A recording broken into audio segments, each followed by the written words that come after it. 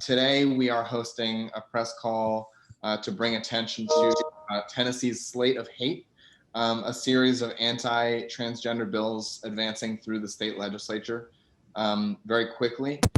Those bills, just to list them off, include an anti-transgender student bathroom bill, which is HB 1233, an anti-transgender medical care ban, HB 578, and an anti-transgender sports bill, HB 0003. We wanted to get everyone together today and offer voices of folks who are both affected by this, who can speak to the effects of this from a medical perspective, and advocates on the national level who can contextualize these bills in the grander scheme of what's happening nationally. So thank you to everyone for joining. We are going to start by hearing from Amy Allen. Amy is the parent of a transgender child in Tennessee, and I believe she's joined by Adam, and we will hear from them right now. So Amy, I will let you take it away. Thank you so much. Thanks. Good morning. Go ahead. Hi, I'm Adam and I use he, him pronouns.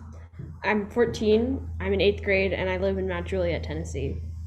I'm Adam's mom, Amy. I use she, her pronouns, and I'm the proud parent of a transgender child.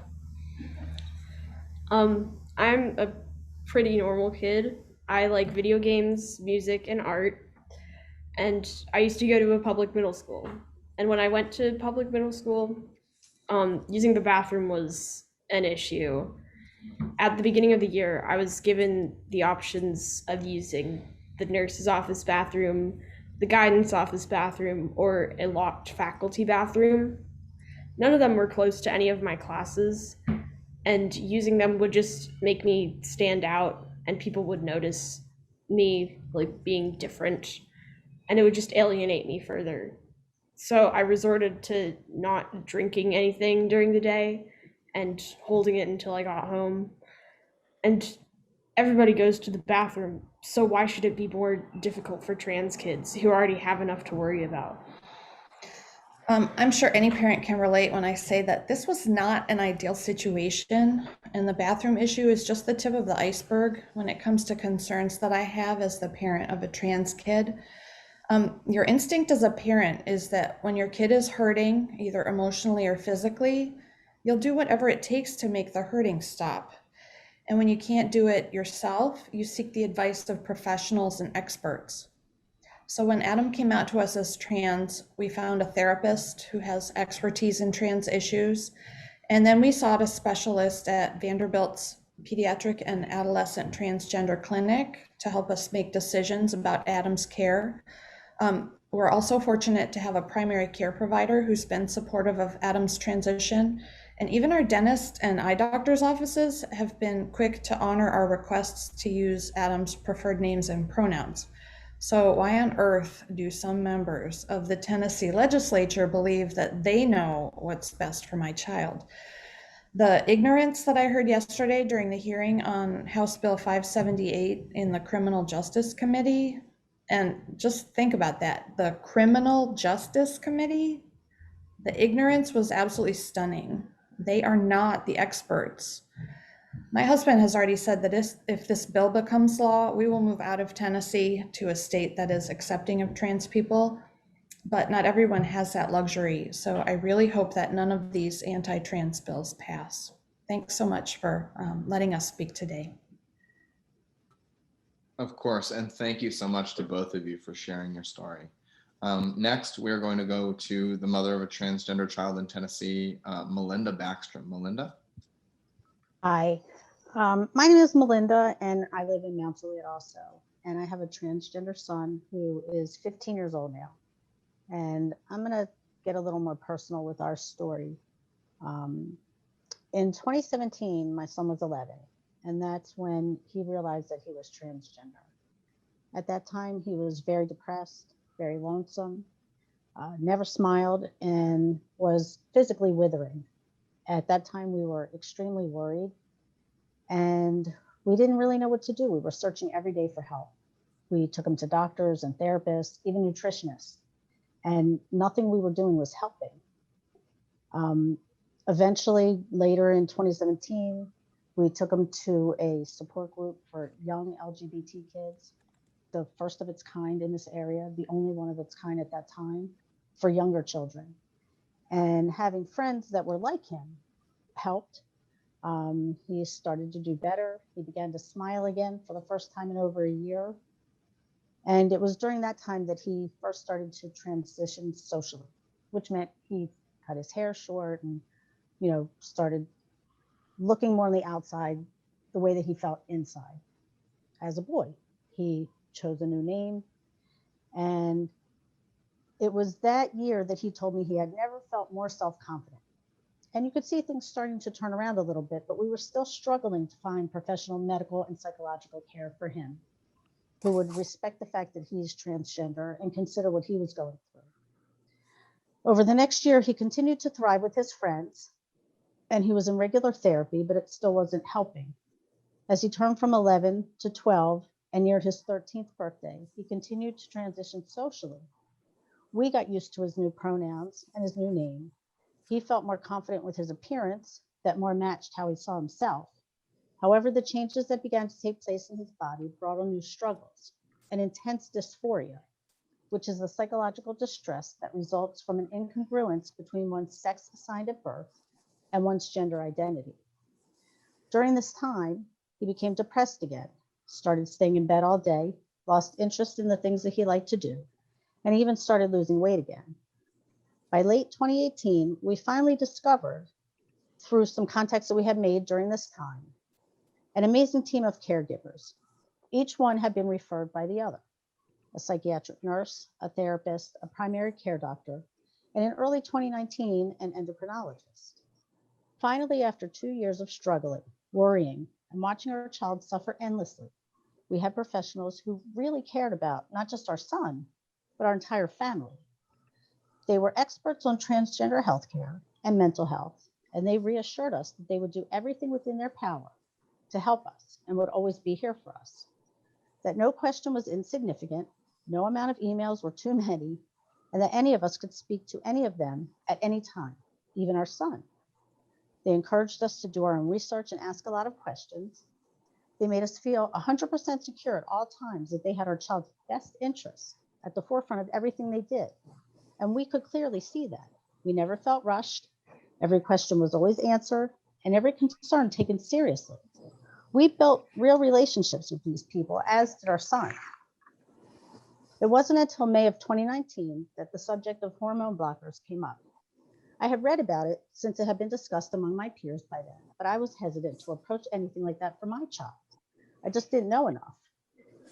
But when my child's body began to change in ways that increased his dysphoria to the point that he would not even leave the house because he felt people would not see him the way he saw himself, I knew that we needed to start to have this discussion.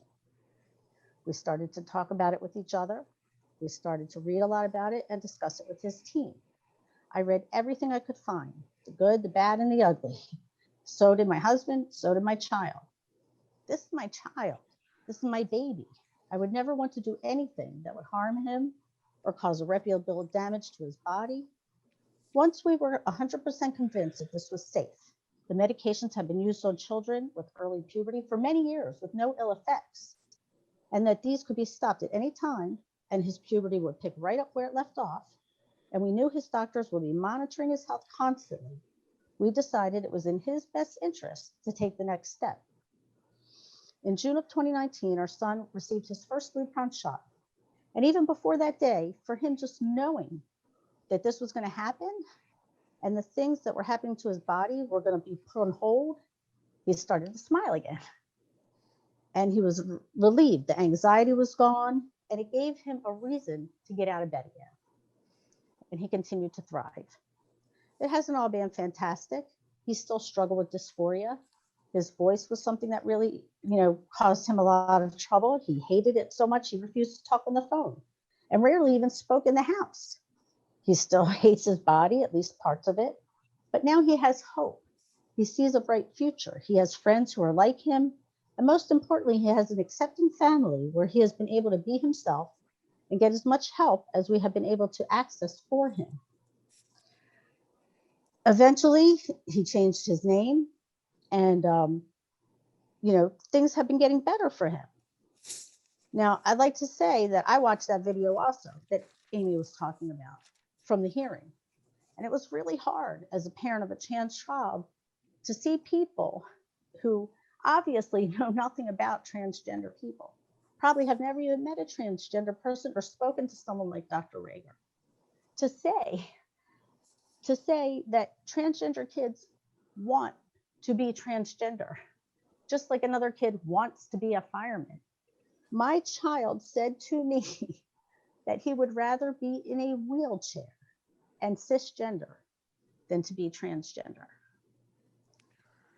So it's really upsetting to me when I see these people making these, trying to pass these laws for my child when they don't know what they're talking about.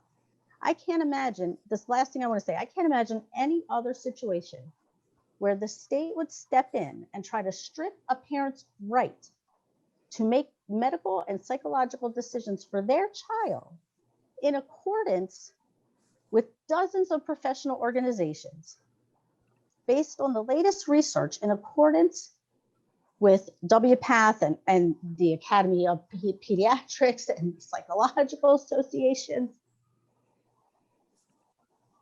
based on nothing, no medical information, no science. No one is forcing our children. No one is forcing us. We make these decisions over a long period of time. My son and my family have had relationships with these same caregivers since 2017. No one takes these decisions lightly. We make these choices and these decisions with our caregivers to save our children. These bills are going to do the opposite. And we hope that through doing things like this, we can bring more attention to it. Thank you so much, Melinda, for sharing your story and being with us this morning. We're also joined this morning by a pediatric and adolescent health specialist from Nashville, Dr. Kristin Rager. Kristin, thank you so much for joining us, and the floor is yours. Morning. Good morning. Hi, Melinda and Adam and Amy. Thank you so much. I feel like the voices of the people who are directly affected are the voices that we need to be listening to, right? So thank you. Thank you. I'm here to talk about the medical side of things.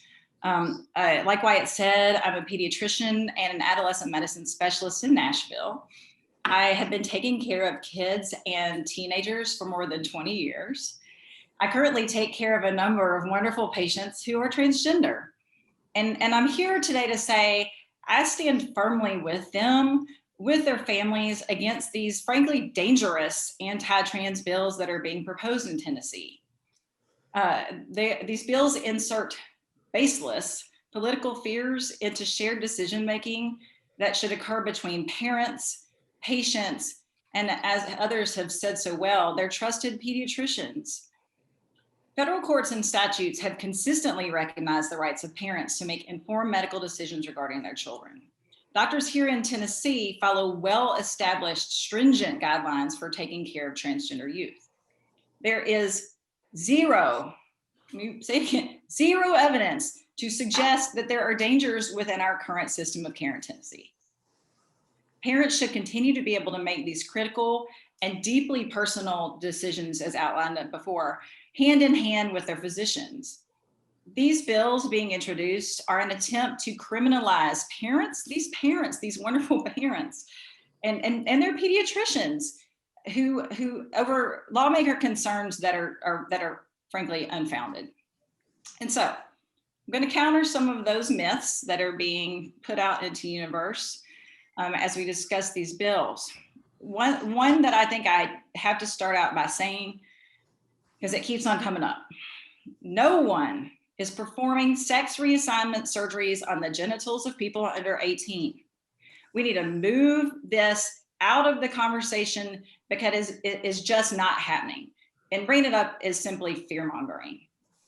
Number two, prepubertal children are not being treated with hormones or hormone blockers.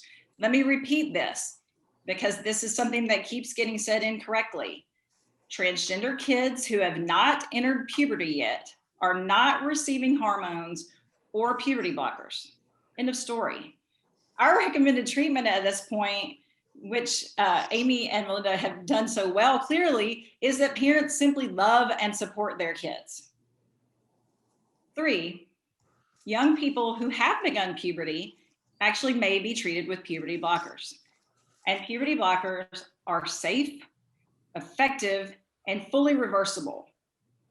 Hormone blockers push that pause button on puberty once it has already started, which gives everyone involved a lot of time to do their research, to meet with experts, to gather their supports and better understand what's going on. If stopped, puberty continues on as it would have otherwise.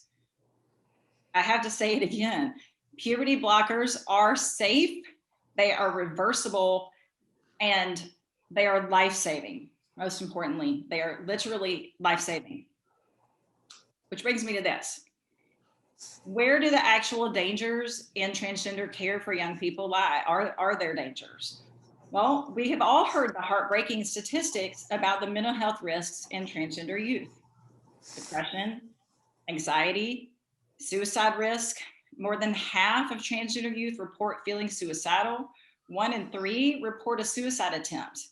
But these dangers occur in teens who are unable to access medically necessary treatment. Trans youth who are able to receive appropriate care, such as we're currently providing across the state of Tennessee, their risks go down to that of their non-trans peers. Here's a story to illustrate. I was recently seeing a young transgender man in my clinic with his parents. I'm gonna call him Jack. Jack and his mom and dad were very excited because they were telling me how he had aced his ACT. I mean, this kid aced it. We talked about all the letters he was getting from colleges, and his parents were literally beaming with pride and just keeping it real. I was too, and so was Jack. But his dad started to sob. And at first I was confused because they were not tears of joy. And he started to explain how he couldn't help but think about how Jack would not be sitting there bragging to me about his ACT if he hadn't received appropriate medical care. And Dad emphasized, Jack would not be sitting here because I don't think he would be alive. And I hear stories like this almost every single day. Stories from moms, dads, grandparents, and young trans folk themselves about how gender affirming treatment saved their lives. This is I cannot emphasize it enough. This is life-saving, safe treatment. So let's go back to the bills for a second. These bills threaten to block transgender youth from receiving life-saving care under the premise that this medical care is dangerous. It's frankly not dangerous, and it saves lives like Jack's. Why would our lawmakers want to pass laws that block medical care that literally saves young people's lives? I mean, I do not understand that in any way. And if these bills pass, the results will be catastrophic.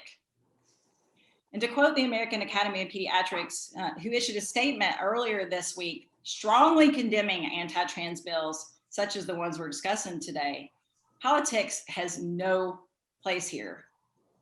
Please stay out of our exam rooms. Thank you. And I'm happy to answer any medical questions that anybody has at the end. Thank you. Thank you, Dr. Rager, so much. And we will have an opportunity at the end for question and answer. And I will detail that process momentarily. But first, I'd like to move to our final 2 speakers. We will now hear from Hannah Willard from Freedom for All Americans. Good morning, everyone. Amy, Adam, Melinda, Dr. Rager, it's really an honor to be here with you this morning. Thank you for bravely sharing your stories and busting the myths around these pieces of legislation that are advancing in the Tennessee legislature. Thank you so much. My name is Hannah Willard. I'm the Vice President of Government Affairs for Freedom for All Americans. We are a bipartisan campaign that works closely with our partners in Tennessee and across the country to protect all LGBTQ Americans from discrimination. A record number of terrible bills have been filed nationwide targeting transgender people. This slate of anti-transgender legislation pending in the Tennessee legislature is part of a string of concerted efforts, very coordinated efforts by opponents of LGBTQ equality across the nation. This is a small but vocal group of organizations that are pushing legislation that would chip away at support for LGBTQ equality writ large, but more importantly, would cause real harm for transgender young people and their families in states like Tennessee, which you've all heard a lot about today directly from the folks who would be most impacted.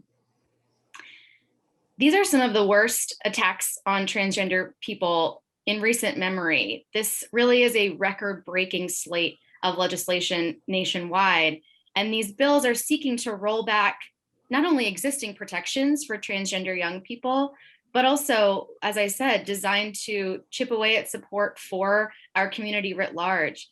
Our community wants the same things that everybody else wants. LGBTQ people and their families want to be able to work hard and make a living and provide for their families and have a shot at the American dream. And we know that support for LGBTQ people is at a record high. We know that these bills are an attempt to spread myths and lies about who transgender people are. And it's unconscionable that transgender young people are particularly in the crosshairs of this legislation. At a moment when Tennessee and other state legislatures should be focused on responding to the ongoing COVID-19 crisis and economic recovery, some lawmakers are instead pursuing these divisive and dangerous bills, which quite frankly do not genuinely represent Tennessee communities or constituent needs. I'm not transgender myself, but as an ally, it's heartbreaking to watch a community that is already vulnerable to so much harassment and abuse be singled out yet again. Some people may not understand what it means to be transgender. I get that. We've had Melinda and Adam and Amy shed some light on what it means to be transgender, what it means to be part of a family with a transgender kid. But not everyone has had a chance to meet a transgender person personally, which is why I'm so glad that we have these folks here to share their stories. But what's most important to remember is that transgender kids want the same things as all other kids: to be treated fairly, to be treated with dignity and respect. We don't have to have all the answers to every question in order to treat people fairly and with compassion. These bills do the exact opposite. Transgender young people want to be able to go to school, spend time with their friends, participate in the same activities as everyone else, and have the same opportunities as their peers to plan for their futures.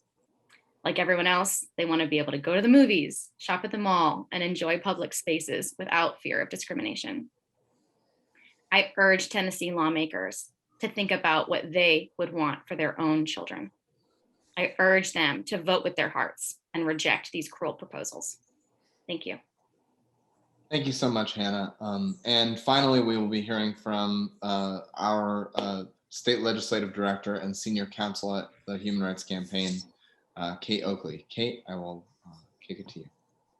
Thank you. And thank you to everybody who's already spoken. I think this was a really beautiful series of voices today. And, you know, we talk a lot about the economic cost of passing bills like this. We talk about the kind of significant reputational harm that comes to a state that persists in, as Tennessee does, persists in innovating anti-transgender legislation.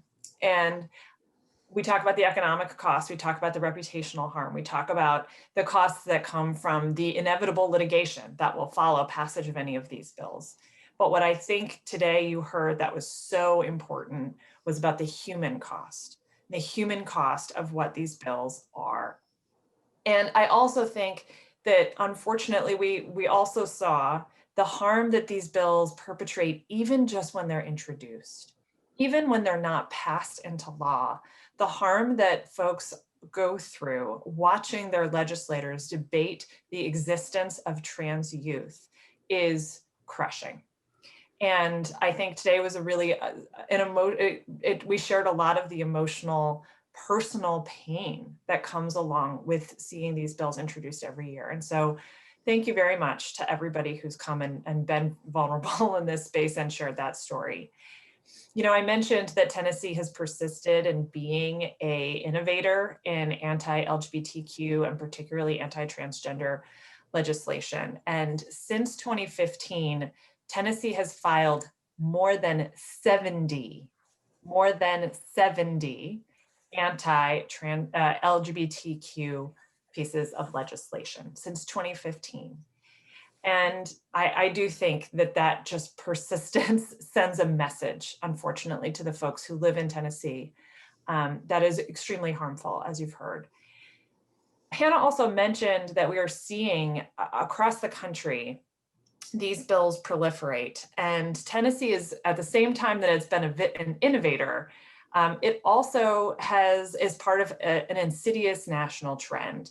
And over the course of this year, we have seen more than 86 anti-transgender pieces of legislation, or more than 80 pieces of anti-transgender legislation introduced, about 40 related to sports and about 30 related to medical care bans.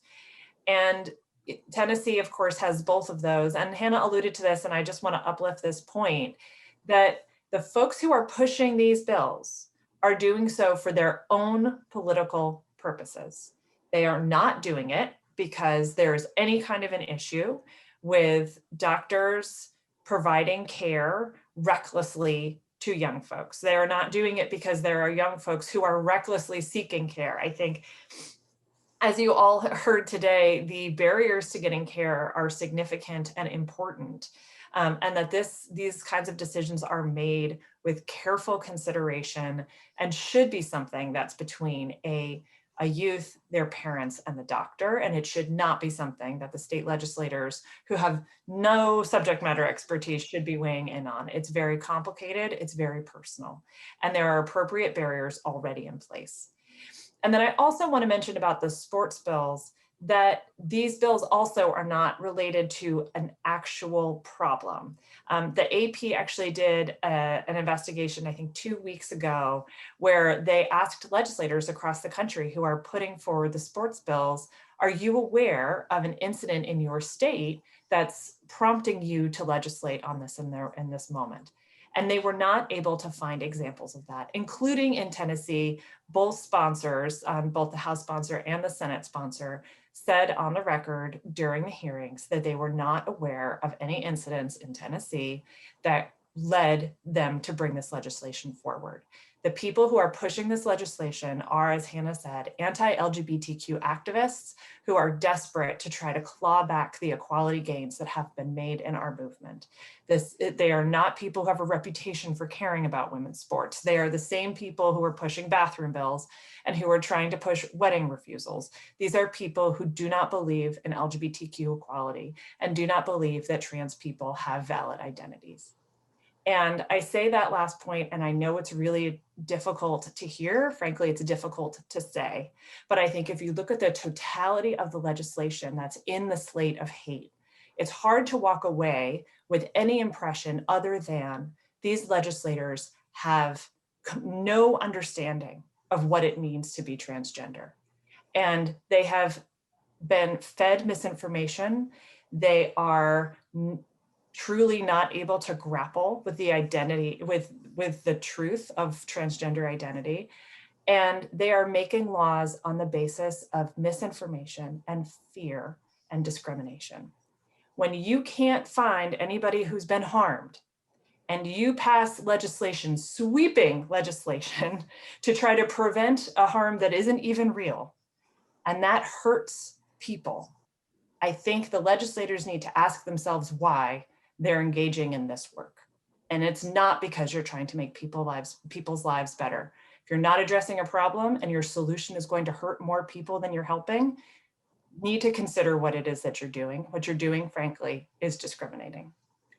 And so with that, I want to just thank everybody who has made the effort to be here and gone to the extraordinary effort of opening up their heart in this moment. And with that, I'll turn it back to Wyatt for questions. Thank you, everyone. Thank you, Kate, and thank you to all of our participants this morning.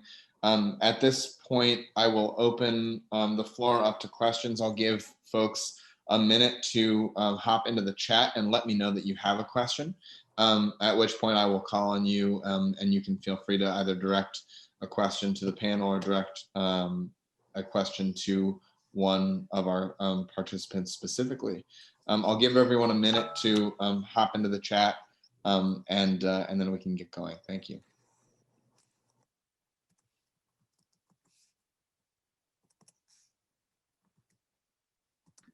And while we're waiting, I should mention that this call is being recorded. So if you need it for coverage purposes or referential purposes, I'm happy to send it to you, and we'll be sending it around afterward. I'm seeing the first question from Vincent Gabriel at Knox News. Vincent.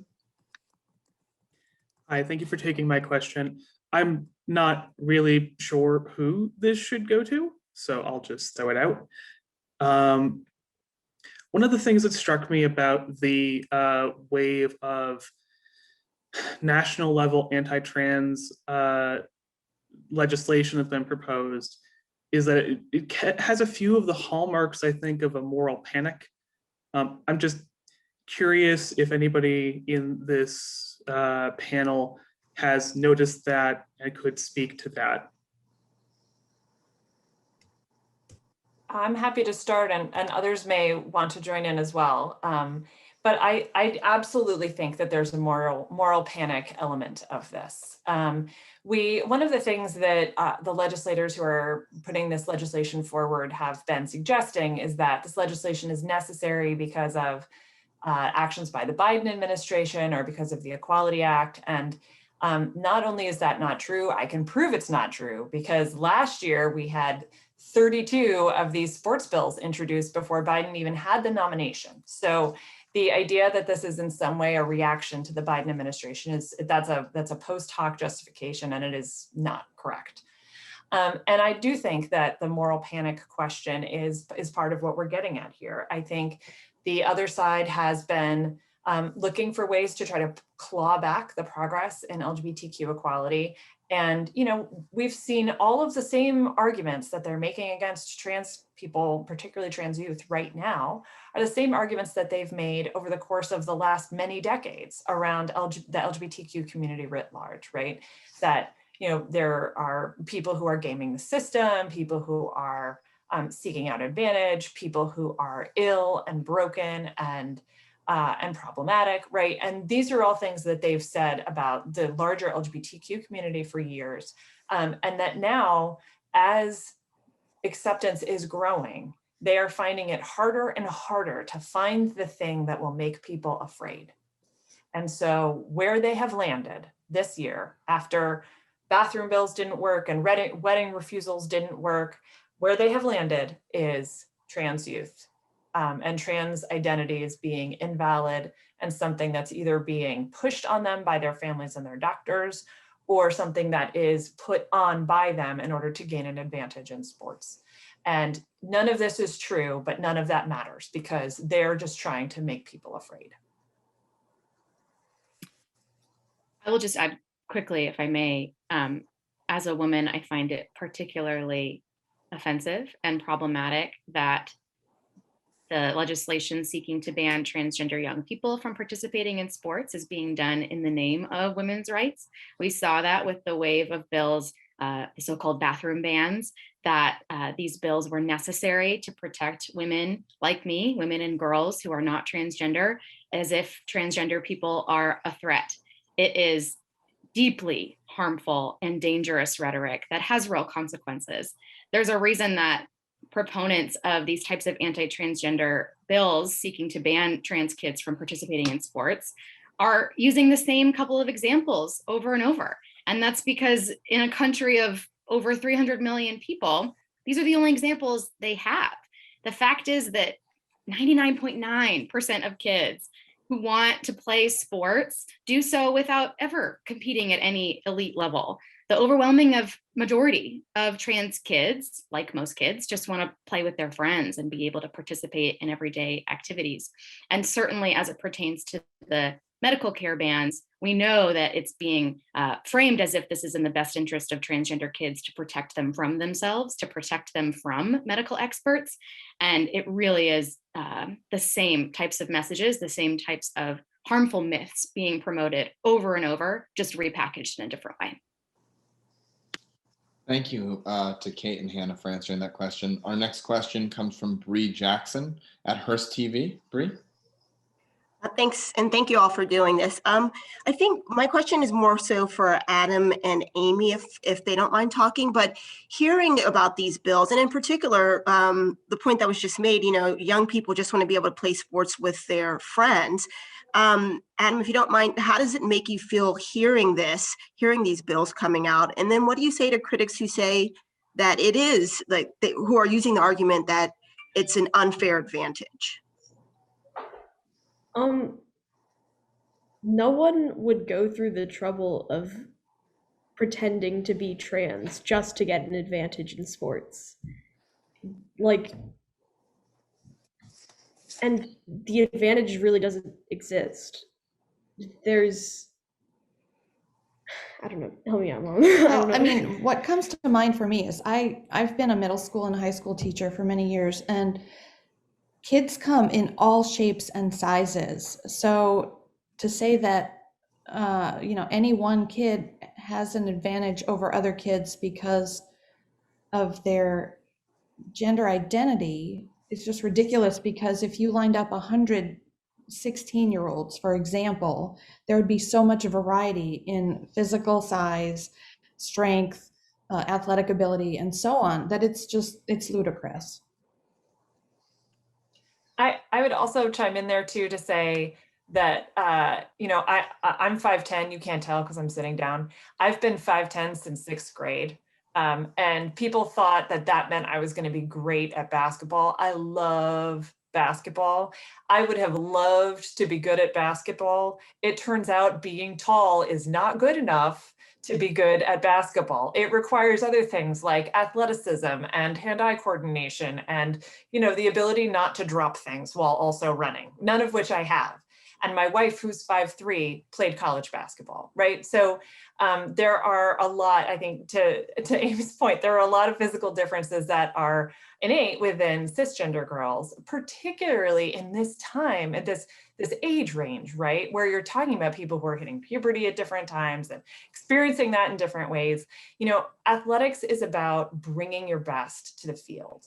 And not everybody is going to walk into that moment with the exact same abilities, challenges, skills, talents, right? And it's about the hard work and it's about the teamwork.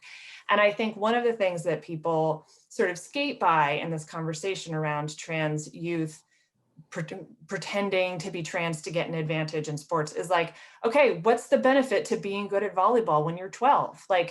I have fame and fortune because, I think when you're 12 and you're a trans kid, there are a lot of other challenges, right? And so is the fame and fortune of being on the JV, the best on the JV team when you're 12 years old, does that outweigh all of the very real challenges that, to Adam's point, right? Who would go through this for no reason, right? No one will go through this for no reason. And when you're talking about folks who are older, who are in high school, where there is sort of this specter of college and competition in college, no one is handed a scholarship.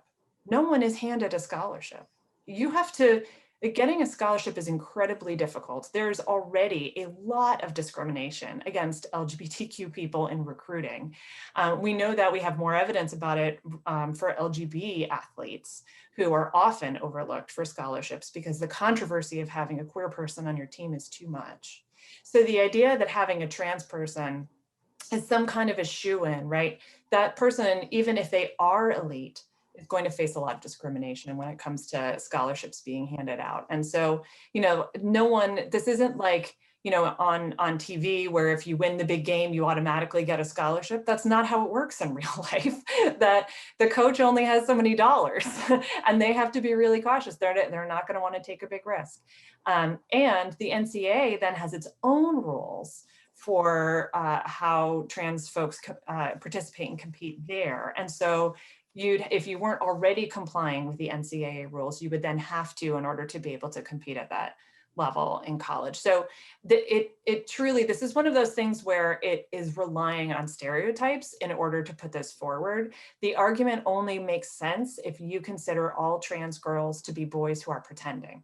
If you think about who trans girls truly are, and that trans girls are like all girls, and many of them won't like sports, and some of them will be good at them, and some of them will be bad at them, and some of them will be good at ones they hate and bad at ones they love, right? Like that's how sports works when you're in high school and in middle school, right? And so there's none of this is guaranteed, and the amount of discrimination overlaid on top of all of it is so immense that this is just a really false narrative that has been pushed forward based on these stereotypes. So that is, you did not ask me the question, but you still got my answer.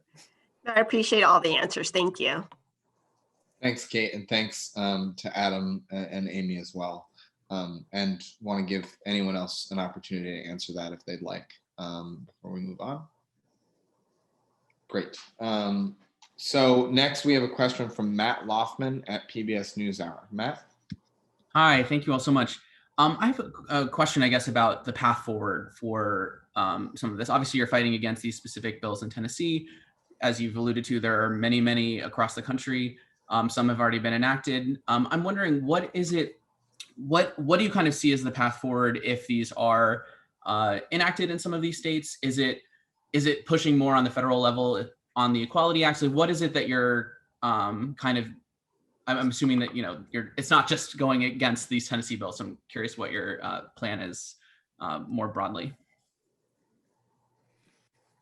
Hannah, you want to start? I'll just start, if I may, and just say that it's a great question. And certainly the work to achieve full equality for LGBTQ Americans is not going to be over anytime soon. We will certainly have a lot of work to do to make sure that our families are able to have access to all of the basic services that we need, to be able to have access to safe housing, to make sure that we're able to go about our daily lives without the fear of discrimination. So certainly the work will not be over anytime soon. And as it pertains to these pieces of legislation, if they become law, there will certainly be very serious conversations about how to challenge them in the courts to make sure that they are halted. There was a similar piece of legislation passed in Idaho last year, HB 500, that sought to ban transgender students from participating in sports.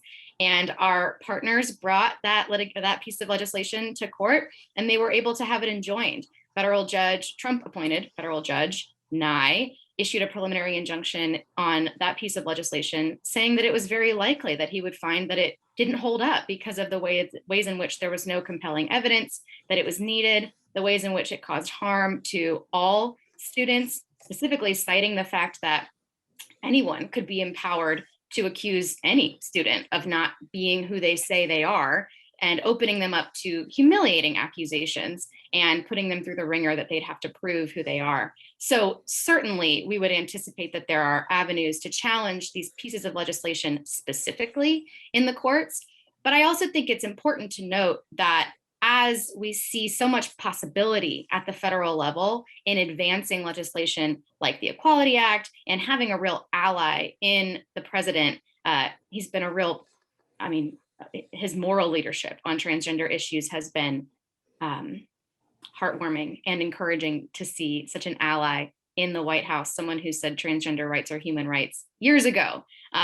In President Biden, we know that he and his administration are doing everything they can to make sure that transgender people and their families are safe and protected from harm. So we are certainly working to pass legislation at the federal level to make that clear. But it is important to know that the Equality Act doesn't change Title IX's protections for women's and girls' athletics. Current law already protects transgender students at the federal level and protects women's sports. Those are not in conflict. There's no conflict between the two. We can celebrate girls' sports while also protecting transgender young people from discrimination. And of course, we know that there is still going to be a need for transgender young people to access the basic healthcare that they need, regardless of whether these pieces of legislation pass. So if other folks want to add more to the path forward, that's what we'll be up to at Freedom for All Americans. Yeah, I don't have much to add to that wonderful overview, but I will say that in the Idaho case, one of the things that the judge looked at, this was, as Hannah said, issuing a preliminary injunction. So this was not a decision on the merits, but as part of getting to the preliminary injunction, the judge has to sort through the likeliness of success. And so there's a lot of conversation about the merits in that decision.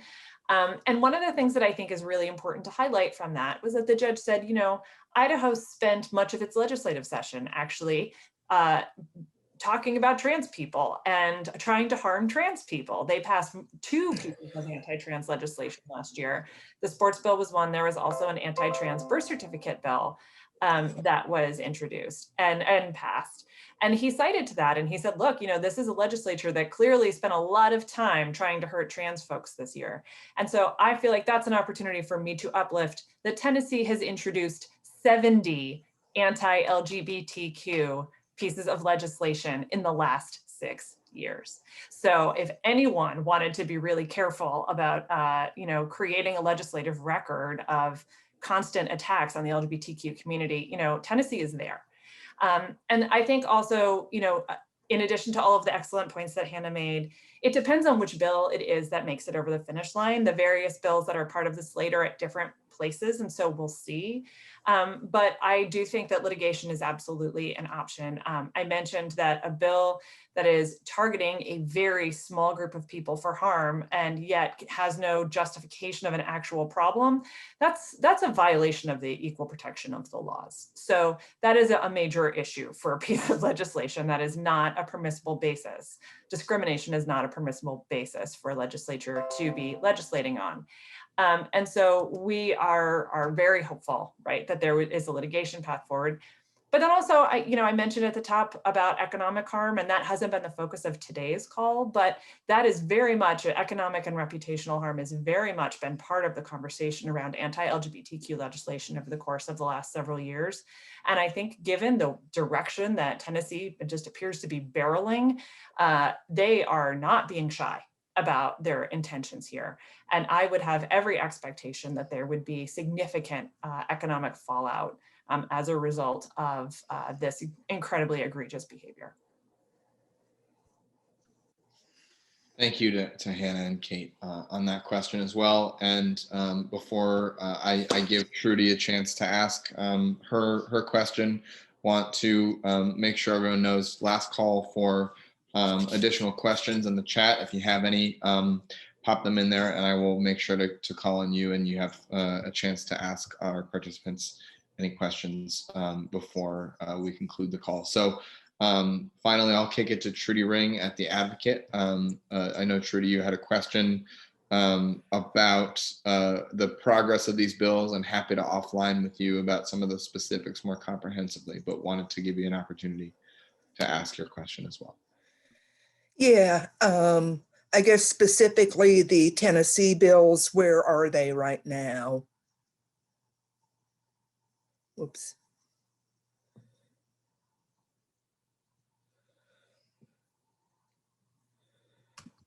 Hope or Chris, would you like to be the folks who field that?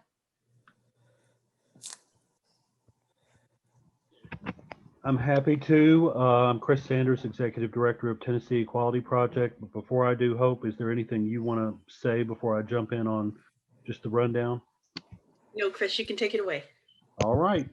On Monday afternoon, HB 3, which is the anti-transgender student athlete bill, will be on the House floor.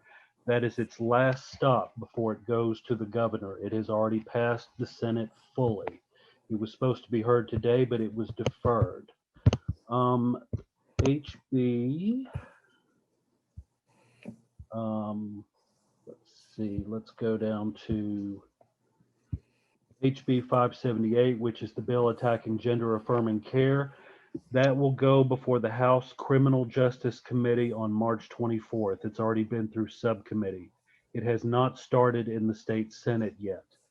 In the House, it will also have to go through the health committees. So it has several stops, but we're very concerned about the danger of this bill and the fact that it's already passed one of its subcommittees. There is a bill, HB 1182, that requires public buildings and businesses that have trans-inclusive restrooms to post a very insulting sign. And that bill was taken off notice, but it's back on notice, and it's going to be before the House State Government Committee on March 23rd. There are a couple of curriculum bills that we're watching that are generally anti-LGBTQ, censoring content or allowing parents to opt out of curriculum when there's LGBTQ content, HB 800, HB 529. Those are up in subcommittee in the House on March 23rd. Hope, are there others that you would want to add? I think there's a bathroom bill in addition that's moving, that's going to be before House Finance next week. We call it Bathroom Bill 2.0. So Chris, that looks in line with the list I have. I know there are now 9 hearings scheduled for next week. That includes the House floor vote on HB3. And so we have the anti-trans student bathroom bill, the anti-trans public bathroom bill, the sex ed parental notification bills, the sex ed education bill, HB 800. The other bill that's also scheduled is an anti-trans hormone treatment bill. That is a new one. That's a caption bill, and it's been scheduled next week on Tuesday as well. And so a total of 9 bills on notice for next week. Right.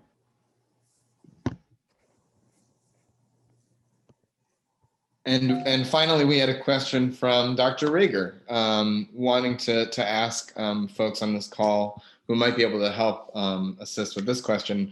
What can they do to help fight these bills if they'd like to?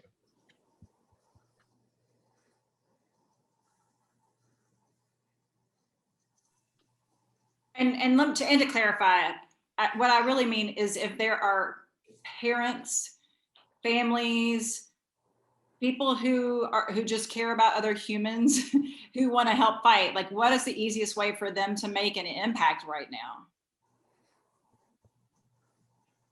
I would say if they want to meet with their legislators, they could reach out to me or Hope, and we can connect them. We can try to set up a phone or Zoom meeting between them and their legislators, and they can tell their stories. Particularly if you live outside Nashville, that is really helpful.